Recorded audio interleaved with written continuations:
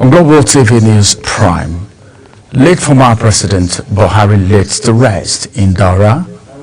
In business, Dangote submits paperwork to build biggest, deepest port in Nigeria. And on the foreign scene, Togo's security forces cast early votes ahead of high-stake municipal election. In sports, Lamine Yamal faces probe over 18th birthday party. Hello and welcome to all our viewers in Nigeria and around the world to News Prime on Global Television, coming to you live from the nation's capital, Abuja. I am Ramsey Enoch. A quick reminder that Global Television is on the STV channel 365 and Star Times 276. Now the news in full. The remains of former President Muhammadu Buhari has been laid to rest in his hometown, Daura, Katsina State, in a solemn ceremony that drew dignitaries from across the nation and beyond. The burial, conducted according to Islamic rites, mark the culmination of a period of profound national mourning for a leader who served Nigeria both as military, head of state, and democratically elected president. The body was interred after a prayer session led by the chief imam of Katsina State at 5:30 p.m. In a display of unity, army generals and service chiefs bow the remains of the late former president on a stretcher to his graveside for interment and followed with a 21-gun salute, symbolizing a collective final honor from the nation's military leadership. The federal government has reaffirmed its strong commitment to resolving the visa dispute with the United States and the United Arab Emirates, that is UAE, through diplomatic engagement. This is contained in a statement issued in Abuja by presidential spokesperson Bayo Onanuga. Says the reassurance followed recent adjustment in visa issuance policy affecting Nigerian citizens by both countries. Onanuga noted that relevant government agencies are actively engaging with the counterparts to address the concern through appropriate channels. President Bola Tinubu has directed all federal government agencies to ensure full compliance with Nigeria's international obligations and to strengthen intergovernmental cooperation in authenticating the identity of individuals seeking consular service abroad. The directive came through the presidential spokesman in the wake of a recent visa policy introduced by the United States and the government of the United Arab Emirates, that is UAE. The new visa policy introduced by the American government had generated tension between Nigeria and the United States. Governor Francis Nwifuru of Ebonyi State has implemented a minor cabinet reshuffle, with the governor said it's aimed at boosting government efficiency and aligning his administration with the goals of the People's Charter of Needs Manifesto. The changes were announced during State Executive Council meeting held at the Government House, Abakaliki. The governor urged council members to reflect on their performance and recommit to the administration's development agenda.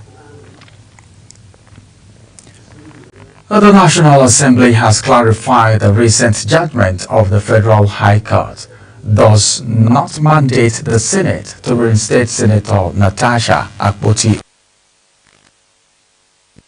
made by her legal team.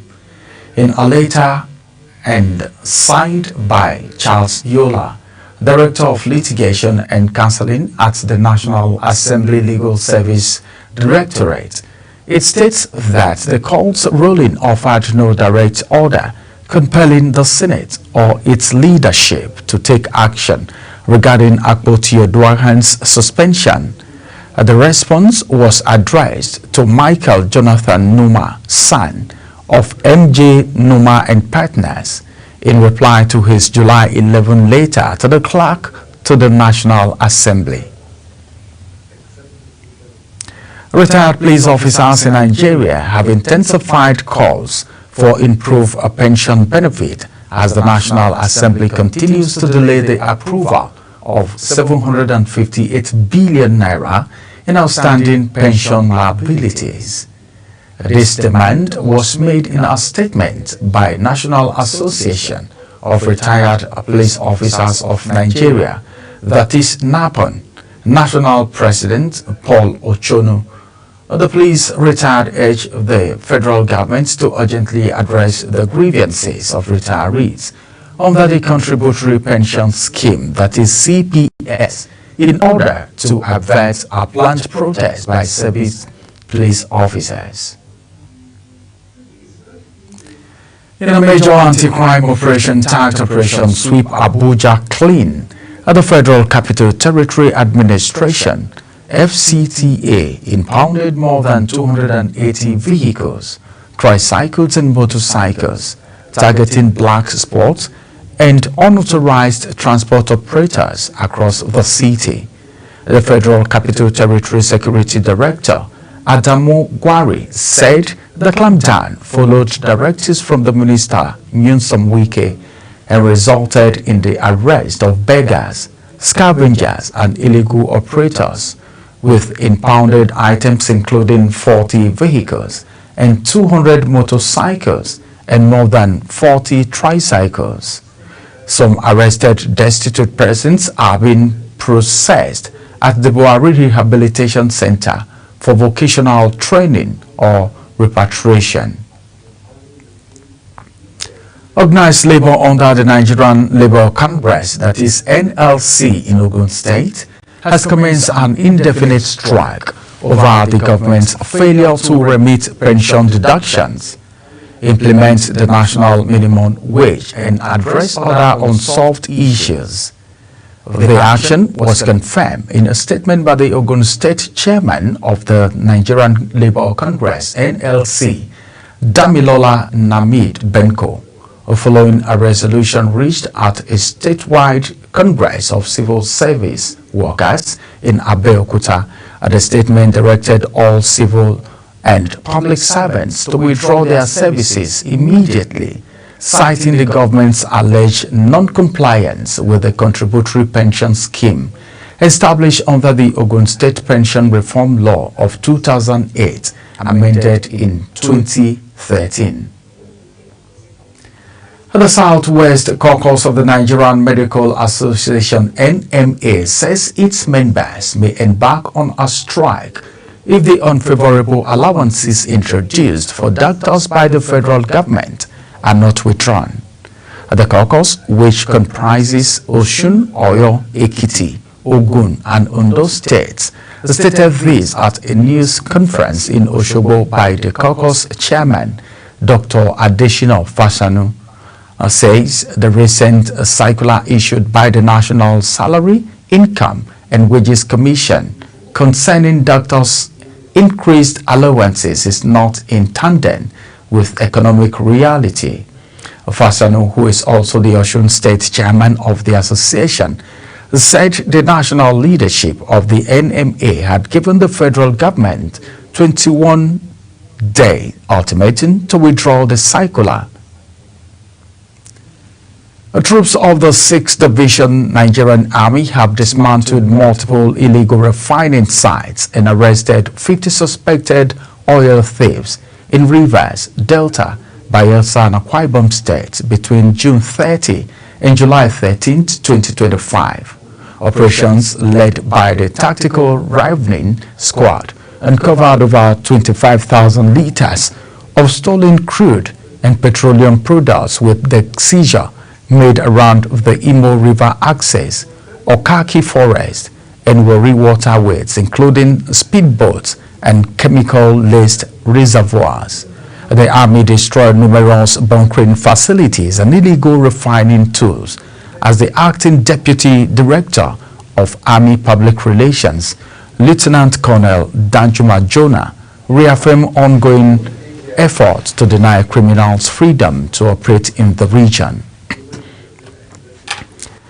The People's Democratic Party, that is PDP, has confirmed the successful screening of Awola Isa Manzo as its candidate for the Garki Babura House of Representatives by election in Jigawa State. Speaking after the screening, Secretary of the Screening Committee, PDP National Headquarters, Abuja, Precious Bent said the party has successfully screened its candidates for the upcoming by-election of Garki Babura constituency. Independent National Electoral Commission had earlier announced its 16th August 2025 as date for the Garki Babura Federal Constituency election following the death of Isa Dogonyaro, who died on May 10, 2024 at the age of 46. The Youth Party has struggled to condemn the conduct of the Lagos State local government elections held on Saturday, July 12, 2025, describing the process as shambolic and blatantly rigged in favor of the ruling All Progressive Congress, that is APC. And this condemnation follows a similar rejection by the Labour Party, which labeled the exercise as a dangerous blueprint for electoral fraud ahead of the 2027 general elections. Meanwhile, the Lagos State Independent Electoral Commission, LASIC, declared APC candidate as winner of all 57 chairmanship positions contested. Meanwhile, the People's Democratic Party, PDP, in Lagos State has called on the Independent National Electoral Commission, INEC, to launch an investigation into the Lagos State Independent Electoral Commissions over allegations of electoral fraud and manipulation during the July 12, 2025 local government council elections. The chairman of the People's Democratic Party Forum, the state Adeboyega Adebasan, said the election was a sham, with All Progressive Congress APC thugs invading polling units, snatching ballot boxes and assaulting voters, while Lagos Electoral Commission officials turned a blind eye or actively aided the attackers. The party also urged the judiciary, civil society organizations, CSOs, international observers and democracy watchdogs to speak out against the tyranny and electoral malpractice business during the election.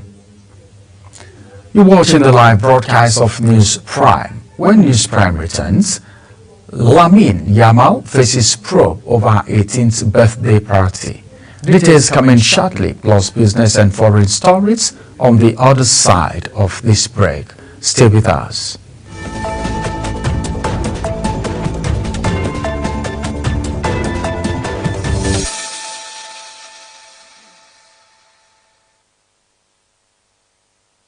Welcome back from that break. Now let's take you through the world of business, where African richest man Aliko Dangote says he has submitted paperwork to develop Nigeria's biggest and deepest seaport in Olokola, Ogun State, as part of his ongoing expansion into marine logistics. The proposed port, located 100 kilometers from his Lekki refinery and fertilizer complex, is expected to ease export of fertilizer, liquefied natural gas, and petrochemicals while handling imported raw materials and equipment. The port is approved while rival the Lekki Deep Sea Port and marks Dangote's return to the Olokola site after shipping earlier plans due to conflict with local authorities that have now been resolved. The House of Representatives says the enactment of the Petroleum Industry Act PIA 2021 has yielded remarkable results, with more than $16 billion investment commitment and significant improvements in oil production. The Deputy Speaker, House of Representatives, Benjamin Kalu, stated this in Abuja at the 2025 General Council and Legal Advisors Forum for midstream and downstream petroleum companies in Nigeria. The forum, organized by the Midstream and Downstream Petroleum Regulatory Authority, that is NMDPRA, has its theme as advancing a collaborative compliance culture in Nigeria's midstream and downstream petroleum sectors. The Bauchi State Governor, in partnership with relevant organizations in climate-related areas, have formulated a climate policy aimed at combating the threat to food security in the state. Commissioner for Housing and Environment, Dalami Kawule, stated that the state is witnessing serious desertification and erratic rainfall patterns, which are reducing crop yields and threatening the livelihood of the farmers. Kawule stated that Bauchi State climate change policy serves as a strategic roadmap to mitigate this impact, build agricultural resilience, and ensure long-term food security. The Nigerian Naira closed at 1,518 Naira per US dollar on Monday, marking its strongest level since March 14, 2025, and extending a recent wave of currency recovery.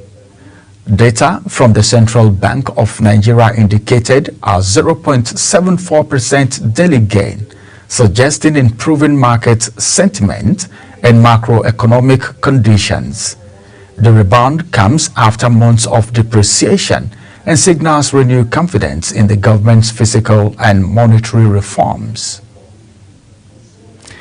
And now on the foreign scene, the atmosphere was calm and disciplined in Lome as Togo security and defense forces, including paramilitary units and members of the operational reserve, cast their ballots in early voting ahead of the municipal elections. This special vote was organized to allow them to fulfill their civic duty while remaining available to ensure the security of the general election scheduled for July 17th. At the polling station, the voting process went smoothly in a strictly orderly environment. This early vote marks the official kickoff of a highly anticipated municipal election, watched closely by both the political class and a public caught between hope and caution on the ground. The campaign is in full swing. Political parties and independent candidates are marking ground to win over voters. Supporters of the ruling party, UNIR, are focused on consolidating progress. Al-Shabaab fighters have taken control of Tado in Somalia's Highland region, displacing over 12,000 families and driving out clan fighters allied with the government. Somalia members of parliament, Dahi Amin, reportedly confirmed that the local forces are regrouping with 100 soldiers deployed for a counter-offensive. As the group pushes further into central Somalia, the offensive escalates a long-running insurgency aimed at toppling the Somalia government and imposing Sharia law. Daniel Martindale, a U.S. citizen who allegedly spied on Ukraine for Russia, has been granted Russian citizenship by decree of President Vladimir Putin, according to Moscow-installed authority in Donetsk. Reports claim Martindale spent 2 years behind enemy lines, passing military coordinates to Russian secret services before being evacuated in secret operation. At a Moscow ceremony, Martindale called receiving his Russian passport a dream come true, expressing deep loyalty to Russia. And now from the world of sport, Manchester City have signed a blockbuster new kit deal with Prme, worth a reported €1 billion over the next 100 years.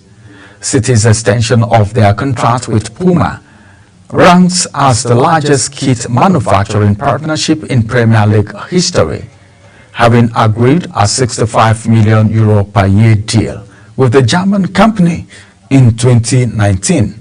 The City's new arrangement is believed to be worth €100 million per year until 2035.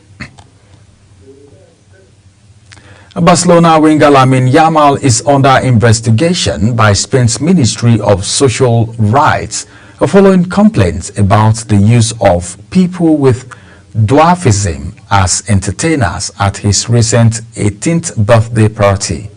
Advocacy group ADEE alleges the act perpetuated stereotype and violated disability rights, prompting a formal complaint and possible legal action. One performer involved defended their work on Catalan radio, stating it was voluntary and dignified, while Yamal's representatives have not commented. Here we end News Prime, but before let's take a look at our top stories on Global TV News Prime. The remains of former President Muhammadu Buhari has been laid to rest in his hometown, Daura, Katsina State, in a solemn ceremony that drew dignitaries from across the nations and beyond. In business, Africa's richest man, Aliko Dangote, says he has submitted past work to develop Nigeria's biggest and deepest sea in Okolako, Ogun State, as part of his ongoing expansion into maritime logistics. Now on the foreign scene, Togo security and defense forces, including paramilitary units and members of the operational reserve, cast their ballot in early voting ahead of the municipal elections. Now in sport, Barcelona winger Lamine Yamal is under investigation by Spain's Ministry of Social Rights following complaints about the use of people with dwarfism as entertainers at his recent 18th birthday party. And that's it on Global TV News Prime. A quick reminder that Global TV is on DSTV channel 365 and Star Times 276. Kindly follow us across all social media platforms now showing on your screen using @Global TV NG. You can download the Global TV Nigerian app for Android and iOS devices to keep track of our broadcast. I am Ramsey Enoch. Thank you for watching.